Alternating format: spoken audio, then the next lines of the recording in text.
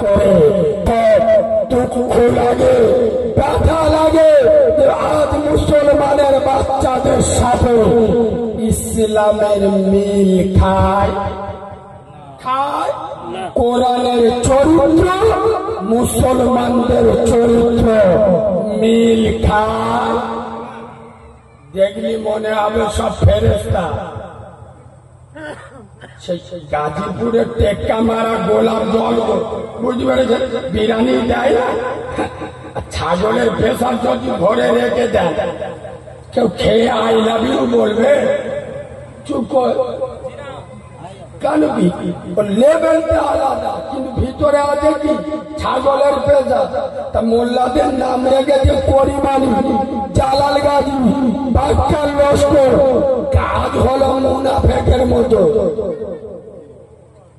কসম খোদা, নবীর মেম্বারে বসে বলে যাচ্ছে, এই ফলে আর মাটিতে এতগুলো লোক এখানে আছে, তবলিগ হও, হিজবুল্লাহ হও, বিলমি হও, আলে হাদিস হও, জামাত ইসলামী হও, সিপিএম করো, কংগ্রেস করো, তৃণমূল করো, আইএসএফ করো, আইটিস চলেন, যার ভিতরে নামাজ নাই ওর ঈমান নাই। কথা পরিষ্কার? যার নামাজ নাই ওর ঈমান নাই। বেনামাজি কোন আমল আল্লাহর দরবারে কবুল হবে? লবণ বিহীন তরকারি আর নামাজ বিহীন ইবাদত দুটো সমান সমান। দারুণ পয়েন্ট তুলে ধরি। আচ্ছা, তা নামাজ পড়া মুসলমানদের জন্য কি? কথা বলো। আচ্ছা, আমার একার জন্য না সবার জন্য? সবার জন্য চলে, লাগিয়ে চলে। রোজা রাখা মুসলমানদের জন্য ফরজ, আমার একার জন্য না সবার জন্য? দেখেছ কিরম আওয়াজ শুনে? রোজা সবার জন্য ফরজ। আপনি ধোসায় ডাক্তারখানায় গেলেন, ডাক্তার হাত ধরে বলতে যে করি শালা রোজা রাখিনি, চোখ নীল হয়ে যাবে, তোর পিলে খারাপ হয়ে গেল, শরীরের কন্ডিশন ভালো না, তোর ব্রঙ্কাইটিস রোগ হবে। ডাক্তার যদি নিষেধ করে, শরীয়ত ওর জন্য পারমিশন দিয়েছে না দেয়নি? কথা বলে না? ওর জন্য ফতোয়া আলাদা। আমার আগে মুফতি সাহেব ওয়াজ করছিলেন না, আপনাদের এলাকার সুনামধন্য মুফতি, জানার ছাত্র হওয়ার যোগ্যতা আমি রাখি না, হুজুরের কাছে জেনে নেবে। যার শরীরের কন্ডিশন খারাপ, ডাক্তার নিষেধ করেছে, ওর জন্য ফতোয়া আলাদা, ওর ফিদিয়া দিতে হবে। যে কটা রোজা রাখবে না সে কটা ফিদিয়া দেবে। আমার বলার বক্তব্য, যদি আপনার অসুবিধা থাকে, ডাক্তার নিষেধ করে, তাহলে রোজা আপনার জন্য ছাড়। রোজা আসে বছরে কবার? তাও সবার জন্য ফরজ। ফরজ এখানে একটা চুলকে দিয়ে দাঁড়ান। আপনারা বলে রোজা রাখা ফরজ, আর রোজাদারের ইফতারি করানো বলবেন? একদিন ওয়াজ শুনছেন জানেন না? রোজা রাখা ফরজ আর রোজাদারের ইফতার করানো। মুফতি সাহেবের ভাইরা ভাই, ফরজ কার বলে জিজ্ঞেস করো, জানে না, ফতোয়া মারতে। রোজা করা ফরজ, রোজাদারের ইফতার করানো নফল। কি বলো? আচ্ছা, আপনাদের এদিকে আমার ঠিক অভিজ্ঞতা নেই, আমাদের ওদিকে আছে। আপনাদের এদিকে রোজার সময় মসজিদে ইফতার দেবার সিস্টেম চালু আছে? বাবা আছে, গ্রামে একজন দুজন করে ইফতার দেয়, ভালো দেবেন। রোজাদারে ইফতার করানো বিরাট সওয়াব, তবে না করালে কোনো গুনাহ নেই, এটা নফল ইবাদত, করলে বিরাট সওয়াব। তবে আমি আপনাদের কাছে জানতে চাই, কোন মূর্খ মাতা যদি ইফতারি দেয়, খাবে? চুপ করে খাবে? খাবেন না কেন? মাতা একজন মাতার বেনামাজির হাতের মাল খাওয়া যাবে? বলো ভলে আর মুসলমানের বাচ্চারা, বলো ভলে আর মুসলমানের ছালারা, জবাব তোমাদের দিতে হবে। মদখোরের হাতে ইফতার যদি খাওয়া না চলে, বেরোজগার ইফতার খায়, আমার মতো রোজাদার কি করে খায়? আমার কথা বুঝতে পারেননি? যদি কোনো ছেলে বাপের কথা না শোনে, সে বাপের সুসন্তান না কুলাঙ্গার সন্তান? কুলাঙ্গার সন্তান। তাহলে আল্লাহ রোজাটা ফরজ করেছে, আল্লাহর হুকুম। যে বান্দা রোজা রাখে না, ও আল্লাহর সুবান্দা না কুলাঙ্গার বান্দা?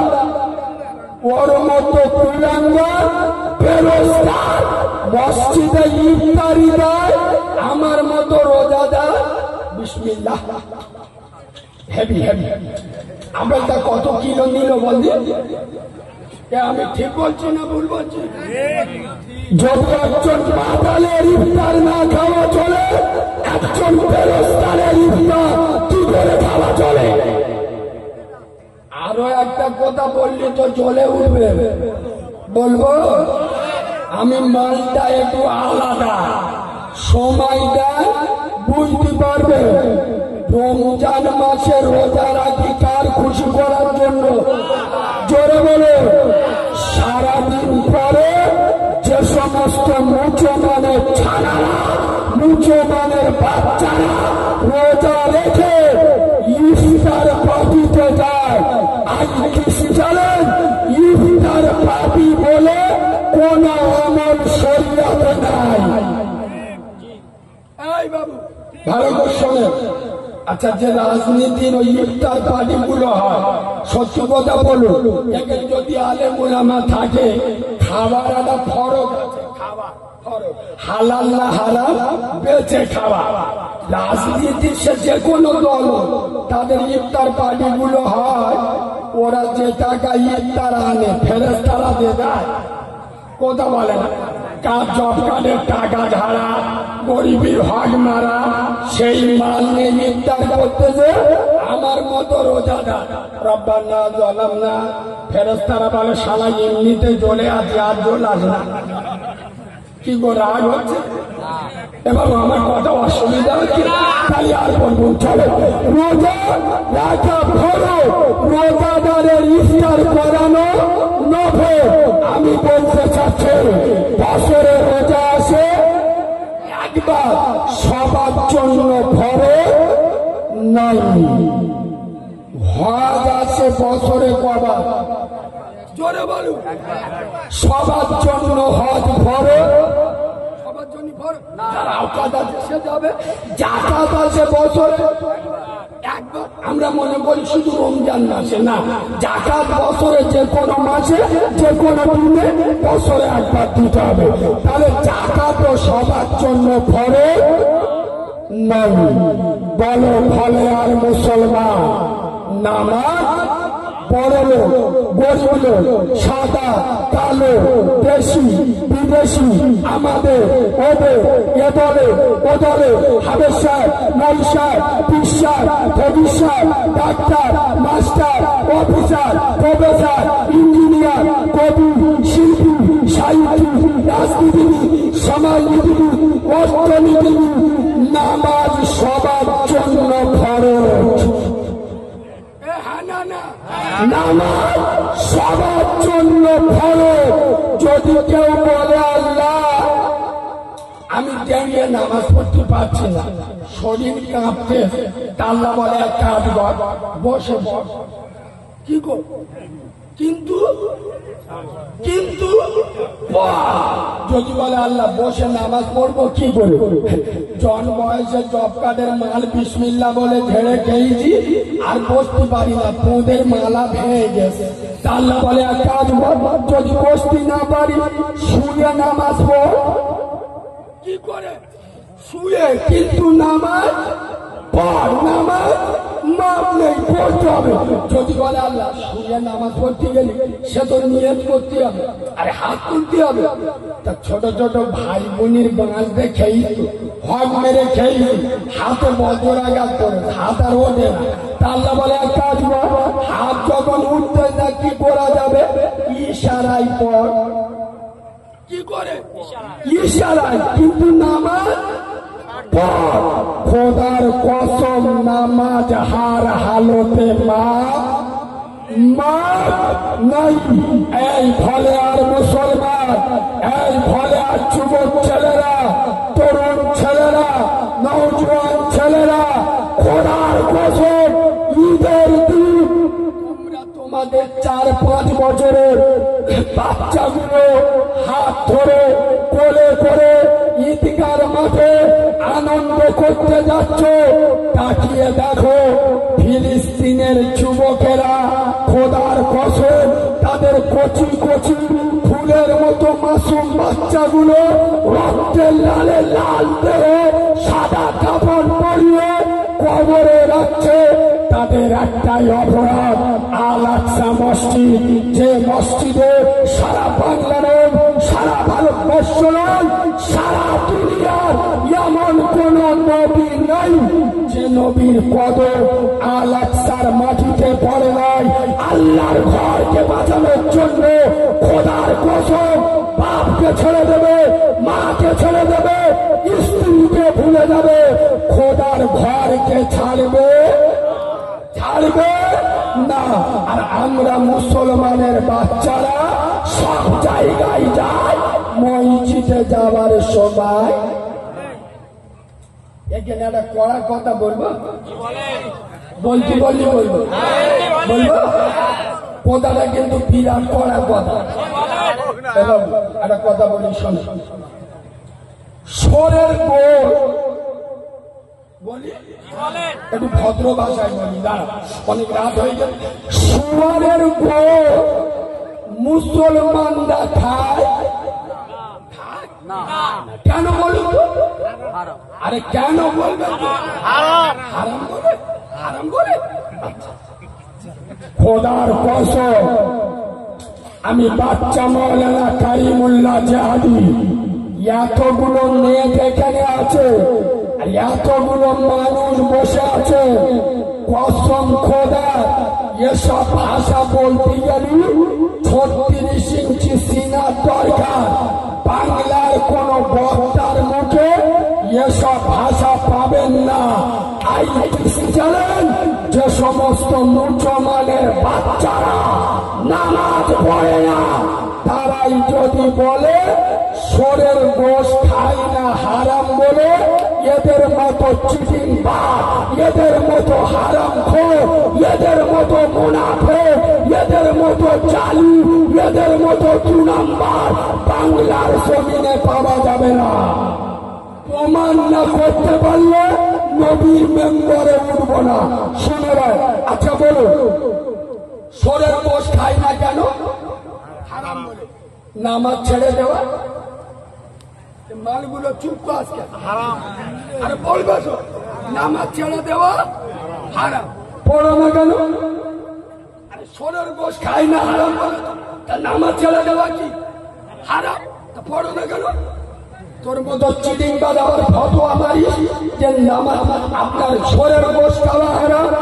এই এলাকায় যত আলেম আছে সমস্ত আলেমদের পায়ের জুতো আমি মাথায় রাখি, যে দলের হোক আর যে সিলসিলার হোক, আলেম আলেম হয়। সমস্ত আলেমদের পায়ের জুতোর ধুলো আমি চোখের শর্মা বলে মনে করি। তারপরে আইটিস চালে এই ফলে আর কোন মুসলমানের বাচ্চা, কোন মুসলমানের ছানা যদি সোরের গোশ খায়, আইটিস চালে মার সাথে জেনা করার গুনাহ হবে না। এ বাবু আমার ওয়াজ বুঝুন, আমি কাল সকালে জানে বলবেন না যে কারিমুল্লাহ বলে গেছে সোরের গোশ খেলি গুনাহ হবে না।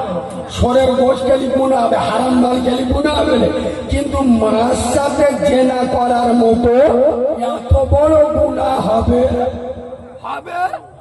খোদার কসম আপনাদের মুফতি সাহেবের কাছ থেকে জেনে নেবেন। যদি বলে কারিমুল্লাহ ভুল বলে গেছে, আমার মতো কুলাঙ্গারকে ফলে আর মাটিতে ঢুকতে দেবেন না। শুনে নেন, খোদার কসম নবী বলে যাচ্ছেন, কোন মুসলমানের বাচ্চা যদি সুদ খায়, এবার মজমা খালি হবে।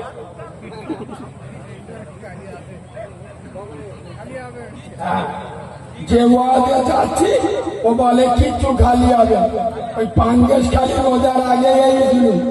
খোদার কসম করে বলছি, শুধু সুদির ওয়াজ করেছি, লেবেছি মাল কম। এত বড় হারামির বাচ্চা। পরে আমি খবর বলুন যে আমার দাউদ করেছে ও সুদের ডিলার। খোদার কসমের নবীর মেম্বারে বসে বলছি, ওই পাঙ্গেশ খালি আমার পাড়াটার নাম মনে নেই, মাঠে হয়েছিল। আর এর ভিতরে যুক্ত আছে কিছু মৌলবী। আল্লাহ এদের এই জন্যই ফকির করে রেখে, যার মন যেরাম তার সাথে আল্লাহ সেরাম ব্যবহার করে। কথা বুঝলেন না? সাধারণ মানুষ খারাপ না, এই মৌলবীরা হতে সাধারণ মানুষদেরকে ভুল পথে নিয়ে যায়। তুই মৌলবী, তুই তো বলতে পারি না, তুই তো মসজিদের ইমাম, তুই তো বলতে পারি না সুদ খাওয়া, মদ খাওয়া, জেনা ব্যবসায় জেনা করার বিরুদ্ধে কঠোর ভাবে বলতে পারি না। বাংলার কোন বক্তা আমার মতো ভাষা বলে না। আমি যখন বলতেছি অন্তত কোরআন হাদিস সাপোর্ট কর, আমার সাপোর্ট তোর করতে হবে। আমি যদি ভুল বলি আমার এসে সামনে ধরে দে, কান ধরে তওবা করে চলে যাবো। আর আমি যদি হাদিস কোরআনটা ঠিক বলি, তুই অন্তত এসে বল ঠিক বলে, ও আরো পিন মেরে শালা, যাতে আমার টাকাটা কম দেয়। ও জানে তো আমি এক মাসে 3000 পাই, আর এ এক রাতে 15,000 নিয়ে যাবে। তাদের উত্তপ্ত করে রেগিয়ে আমার বিরুদ্ধে করে ছেড়ে দিলে কিয়ামতে ধরবো। নবীর মেম্বারে বসে বলে যাচ্ছে, খোদার কসম যারা সুদের টাকা দেয়, নবী বলে যাচ্ছে কাবা ঘরের ভিতরে। কোথায়? বাবু প্রথমে বলুন, আমি হক কথা বলবো না বলবো? পিছনের লোকেরা বলুন। ও ভাই সত্যিটা বলবো না বলবো? এই শোনেন, আমি ভলে আর লোকেদের ভালোবাসি। আপনারা হয়তো ভুলে গেছেন, আমার 8 বছর বয়সে আমি ভলে আর জলসা করে গেছি। আপনারা হয়তো ভুলে গেছে, সুইচ গেটে জাকির ভাই আমার খুব মহব্বতের, জাহাঙ্গীর ভাই আমার খুব মহব্বতের মানুষ। আমি নবীর মেম্বারে বসে বলে যাচ্ছি, এই এলাকায় আমি প্রচুর আসি। আমি এই কথাগুলো বলি কেন জানেন? কথা গুরুত্ব দিয়ে শোনেন। আপনার বাপে পেটে যন্ত্রণা করে, কোথায় কোথায় খুব যন্ত্রণা করে, ডাক্তার খানায় নিয়ে গেছে, ডাক্তার হাগার ওষুধ হচ্ছে কি কথা বলে না, ওষুধ দিচ্ছে কি পায়খানা, ও সারবে না সরবে? এই মুসলমানের বাচ্চা বুকে হাত দিয়ে বলো, এতক্ষণ ওয়াজ হয়ে গেল তো বলো, বর্তমান মুসলিম সমাজে খোদার কসম 100-র মধ্যে 98 জন বেনামাজি। ঠিক বললুম না? 100-র মধ্যে 99টা বাড়িতে সুদের ব্যবসা চলছে। 100-র মধ্যে 70 জন বাম্মার ভাত দেয় না। 100-র মধ্যে 40 জন কলকে বাহিনী সদস্য। বোঝো তো কি চালিয়ে গেল বাজার ভালো আছে, বাজার করে মুখ দেখি ও শালাকা মুখ আল্লাহর কিরে বাপ, সবসময় দেখবেন কুকুরের পোটের মতো। হানা না 100-র মধ্যে 35 জন বোতল বাহিনীর সদস্য। মুসলিম সমাজ বেনামাজি, বেরোজগার, মদ খো, সুদ খো, গাঁজা খো, পাত্তা খো, চুল্লু খো, বাম্মার ভাত চায় না। পুরো সমাজ গুনায় ডুবে গেছে।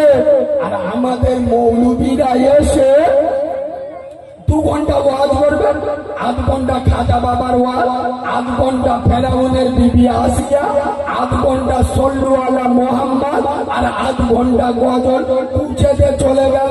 মানে নানির কবর ক্যানিং এ দাঁড়িয়ার বাজারে বসে কাঁদবে, নানি শুনতে পাবে কথা বলে না। প্রতিটা মৌলবীর উচিত স্টেজে বসে দার্শনিক ভাষায় বলা, যারা নামাজ পড়ে না ওরা জাহান্নামে যাবে। 7 বছর বয়স হয়ে গেল, এখনো মুখে কলম ধোয় না। ও মাল পাবে সারবে, আর জলসাই কথা বলে না। আমি ঠিক করছি না ভুল বলছি? আলেমদের উঁচু স্টেজে উঠে ডাইরেক্ট হিট করা, আসলে দোষ তো আমাদের। কি বলুন তো, এ দোষ কাকে? আমার মতো মৌলবী তো আমরা স্টেজে উঠে বলি, বাবা দেখেন বছর জীবনের গুনাহ মাপ, ও সারা জীবনে নামাজ পড়বে কথা বলে না। ও জীবনে সুদ খাওয়া ছাড়বে, ও জীবনে চেনা করা ছাড়বে। যে জলসাই করবি যদি সব পাপ হয়ে যায়, তার মধুর ফেলিয়ে যা। ঠিক বলছি না ভুল বলছি? খোদার কসম, আমেনার লাল বিশ্ব নবী বলে যাচ্ছেন, আসসালাতু খায়রুম মাওযুই, মানুষের শরীরে যত ইবাদত আছে শ্রেষ্ঠ ইবাদতের নাম হলো, জোরে বলো, এই ফলে আর ছেলেরা, এই যুবক ছেলেরা, খোদার কসম তোরা ফ্রি ফায়ার নিয়ে পড়ে আছিস, এই জলসায় ঢুকছি, কিছু মোনাফেক দেখি মাল চালাচ্ছে, জলসায় আসতেছি। কত বড় সিটিংবাদ! একে মুফতি রফিক আহমেদ সাহেব হুজুর, বাংলার কত বড় মুফতি আপনারা জানেন না? পশ্চিম বাংলা ফুরফুরা সিলসিলার একজন যোগ্য হাতিয়ার, আর ওনার পায়ের ধুলো সমান আমি নয়। টানার মতো মুফতি সাহেব এখানে ওয়াজ করছে, আর ওরা বসে বসে ফ্রি ফায়ার খেলতে। খবর নিয়ে দেখো, আমি চ্যালেঞ্জ করে যাচ্ছি, সব হসপিটালে হওয়া মাল, বুঝতে পারুন, সব নার্সিংহোমে হওয়া মাল এখনো পর্যন্ত IPL নিয়ে মেতে আছে। এই ফলে আর ছেলেরা, তোমরা এখনো বুঝলে না, গত 2রা এপ্রিল ভারতের পার্লামেন্টে তোমার মুসলিম শরিয়াতের উপরে কামান মেরেছে, কামান। তুমি এখনো বুঝলে না, তুমি এখনো মেলা খেলা নিয়ে পড়ে আছে। খোদার কসম, ওয়াকাফ বিল পাস হয়ে গেল, কত বড় মুসলমানদের ক্ষতি হলো। আপনারা গ্রামের লোক তো, সহজ সরল লোক, আমি বেশি ইংরাজি মারাবো। গোদা বাংলায় ওয়াকাফ বিল বই যেতে যাচ্ছে, এই হলো, সবাই বুঝতে পারবে। এটা কি, এটা কি, এটা কি চাদর বা ঝাড়ু রুমাল ধরে, ভালো করে শোনে, সোজা বুদ্ধি বুঝে দিচ্ছি।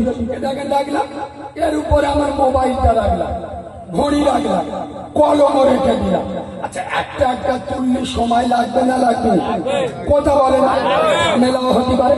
আর যদি বেশি ঝামেলি না আগে চাদরটা টেনে নি, আর কথাটা বুঝতে পারেন, চাদরটা রাখলাম, এর ওপর মোবাইল, ঘড়ি, কলম, টাকা সব রেখে দিই। একটা একটা না তুলে চাদরটা যদি টেনে নি, অটোমেটিক সব চলে এলো না, এলো না? এ মুসলমানের বাচ্চা, ওরা ভালো করে জানে গোবর খাওয়া মালগুলো, এটা ভালো করে জানে যে মোল্লার বাচ্চারা যত খারাপ, নামাজ না পড়ুক, রোজা না করুক, মুখে দাড়ি না রাখুক, তেরেঙ্গা কয়নি কাজ, ও সারা গাঁজা কর, মত করো, কিন্তু ওদের মসজিদে হাত দিলি উঠে ছেড়ে দেবে। ওরা এটা ভালো করে জানে, ওদের মাদ্রাসায় হাত দিলি খুঁজে ছেড়ে দেবে। ওই জন্য মসজিদ মাদ্রাসা কোরআনের উপরে হামলা করলে দাঙ্গা হবে। সোজা বুদ্ধি, মেন জিনিসটা নেন, জায়গাটা যখন সরকার নিয়ে নেবে, জায়গা যখন নিয়ে নেবে, মসজিদ কার উপরে? মনে হয় আপনাদের বোঝাতে পারছি না। মসজিদ কার উপরে? জায়গার উপরে। মাদ্রাসা কার উপরে? কবরস্থান জায়গার উপরে। মাজার জায়গার উপরে। জায়গাটা যখন সরকার অধীনে নিয়ে নেবে অটোমেটিক মসজিদ মাদ্রাসা চলে গেল। আমার কথা বুঝতে পারেন? খোদার কসম, ওয়াকাফ পীর, এই ওয়াকাফ সম্পত্তি কোন চাওয়ালা চৌকিদারের বাপের সম্পত্তি নয়। মুসলমানদের আমাদের পর পুরুষেরা আল্লাহর নামে দিয়ে গেছে, এটা আল্লাহর সম্পত্তি। ফলে আর মুসলমানের বাচ্চা তোদের দুটো পা দে, আমি তোদের যুবক ভাই খোদার কসম মুসলিম যুব সমাজ আর ঘুমিয়ে থাকিস না, জেগে ওঠ। সালাউদ্দিন আইয়ুবীর মতো, ফারুকে ওমরের মতো, শেরে খোদা আলীর মতো খোদার কসম আজ ভারতে তোদের বড় প্রয়োজন। ওয়াকাফ পীর আল্লাহ সম্পত্তি জীবন থাকতে এ বিল আমরা বাস্তবায়িত হতে দেব না। মুসলিম পার্সোনাল ল পরিষ্কার জানিয়ে দিয়েছে এ কানুন আমরা মানব না। দরকার পরে গোটা ভারত অবরুদ্ধ করে দেব, তীব্র আন্দোলন হবে। এই সিপিএম করা মোল্লারা, তৃণমূল করা মোল্লার বাচ্চারা, কংগ্রেস করা মোল্লারা, আইএসএফ করা মোল্লারা পায়ে ধরে বলে যাচ্ছি, এটা কোন দলের ব্যাপার নয়, রাজনীতির ব্যাপার নয়, এটা আমার ইমানি ব্যাপার, এটা আমার দিকে থাকার লড়াই, এটা আমার খোদার জায়গা। খোদার কসম যখন মুসলিম পার্সোনাল ল বাবা ফুরফুরা পীরজাদা সিদ্দিকী যখন যেদিন যেখানে ডাকবে বাপের কথা শুনবো না, মায়ের কথা শুনবো না, ভাইকে দেখবো না, জান দিয়ে মাল দিয়ে আমরা মাঠে ময়দানে রাস্তা অবরুদ্ধ করে গুলি খাবো, বোমা খাবো। আল্লাহর ঘরকে বাঁচানোর জন্য কারা কারা রাজি আছে মুসলমান হাত তুলে দাঁড়াও। মাঝখানটা এখন উঠে দাঁড়িয়ে মাঝখানে একজন উঠে দাঁড়াও।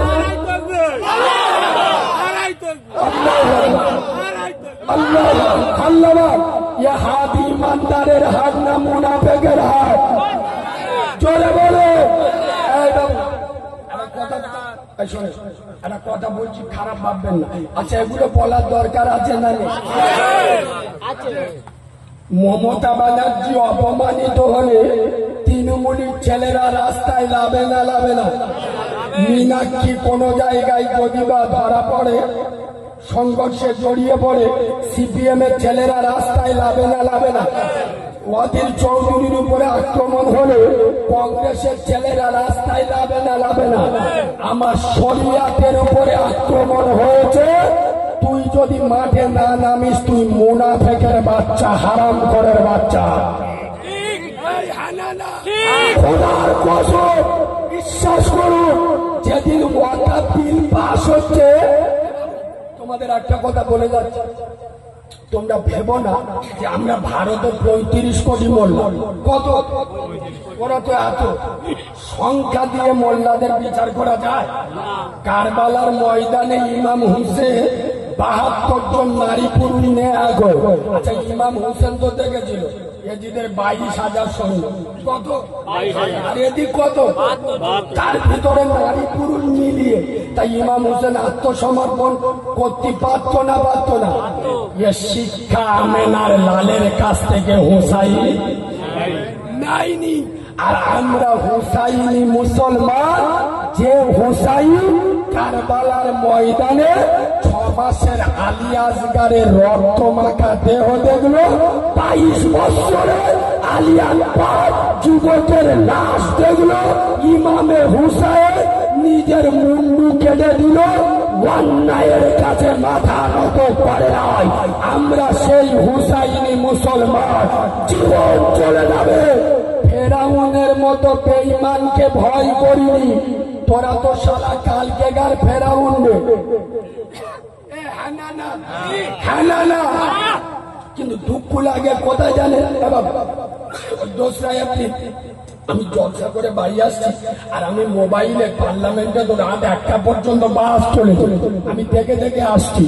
খোদার কসম একটা মারতে মুজাহিদ ইমানদারের বাচ্চা, যার মাথায় নবী পাকের সুন্নতি টুপি, আর টুপির উপরে রাসূলুল্লাহর পায়ের ছাপ, মিস্টার আসাদউদ্দিন ওয়াইসি, তার চোখ দিয়ে ঝরঝর করে পানি ঝরছে, মাথায় হাত দিয়ে বসে আছে। উনি উপলব্ধি করছে মুসলমানদের শরিয়াতের উপরে কত বড় পিরেক মারছে। খোদার কসম তাকিয়ে দেখছে, তার পাশে আজ কেউ নেই। এই মুসলিম নামের মুনাফেকের বাচ্চারা, এরা দুটো চপকারের টাকা খাবে বলে এই আসাদউদ্দিন ওয়াইসিকে বিজেপির বি টিম বলে। সেই আসাদউদ্দিন ওয়াইসি আমার শরিয়াতের জন্য জীবন বাজি রেখে দেয়, আর তোরা যে এমপিকে জেতানোর জন্য আইকে মারার করিস, প্রতিবেশী ঘর মার, মিথ্যা খেলতিস। তোর এমপি হাতে চুরি করে মেলায় ঘুরছিল। এই মুসলমানের বাচ্চা, আমি জানি ফলে এলাকা গরম এলাকা, তবে গরমে গরম কাদা কি হয় বলুন তো? কেউ যদি বলে দেখবি দেখবি, আপনি যদি বলে দাদা ভুলে গেলে সারা চেপে ধরবি, যেই বলবে দেখবি। আপনি যদি বলেন সারা কি করবি, চমনি কোথাও, আরে হ্যাঁ না পেড়িংটি ভুগে যাবে না, যাবিনি। খোদার কসম পায়ে ধরে বলে যাচ্ছি, আমি এখন দলবাজি পার্টিবাজি করতে আসিনি। মোল্লারা কে কাকে ভোট দেবে তোমাদের বাবা, তোমরা নিজের জন্ম দেয়া বাপের কথা শোনো না, আর আমার মতো মৌলবীর কথা শুনে ভোট দেবে, এটা হয় না। তবে একটা কথা আমি অবশ্যই বলে যাব, সিপিএম করো, কংগ্রেস করো, তৃণমূল করো, আইএসএফ করো, যখন কোন দল, কোন নেতা, কোন পার্টি আমার শরিয়াতের বিরুদ্ধে, কোরআনের বিরুদ্ধে, দ্বীনের বিরুদ্ধে চলে যাবে, দল দেখবো না, পার্টি দেখবো না, নেতা দেখবো না, পেটে পা তুলে জিভ টেনে ছিঁড়ে দেবো। নারাই থাকবে, নারাই থাকবে। আমরা মুসলমানের বাচ্চা সব সহ্য করতে পারি, আমেনার লালের অপমান সহ্য করবো। বাবু আজ যে বিল পাস করেছে মোদী সরকার, যে সরকারে আছে, এটা মুসলমানদের বদৌলতে। এরা অনেকজন বুঝতে পারি, আপনি জ্ঞানী মানুষ বলে ভটপট হতে পেরেছে। এরা মোল্লারা কি বিজেপি ভোট দেয়? আরেক মোদী সরকার যে টিকে আছে মোল্লাদের বদৌলতে। কেন বললো? নীতিশ কুমার আর আপনার ওই মানটা চন্দ্রবাবু নাইডু, ও মাঝে মাঝে যে শেরওয়ানি আর পাঞ্জাবি পরে ঈদের আগের দিন ইফতার করতে গেছে, আল্লাহর কি রে বাবা, আমি তো বুঝতে পারি, ছবি থেকে মনে করি কাবা ঘরের ইমাম। আচ্ছা, চন্দ্রবাবু নাইডু আর নীতিশ কুমার এরা দুজন মুসলমানদের ভোটে মুখ্যমন্ত্রী হয়, আর এরা দুজন যদি এক্ষুনি আপনার ফিরিয়ে নেয় সমর্থন, বিজেপি সরকারটা পড়ে যায়। মুসলমানদের ভোট নিয়ে মুসলমানদের বিরুদ্ধে সমালোচনা, আপনার মুসলমানদের ছুরি মারছে। কোন মুসলমানের বাচ্চা যদি ওই দলকে আবার ভোট দেয়, মনে করবেন ওর শরীরে ফেরাউনের রক্ত আছে। কথা শুনছে? খোদার কসম আমার শরিয়াত নিয়ে তামাশা করেছে, কোরআন হাদিস নিয়ে তামাশা করেছে। ঘড়ি ছিঁড়ে গেছে, পয়সা দিতে বলতে যায়। আমার সৌরবাড়ির মাল কি হলো, সর্বনাশ হয়েছে।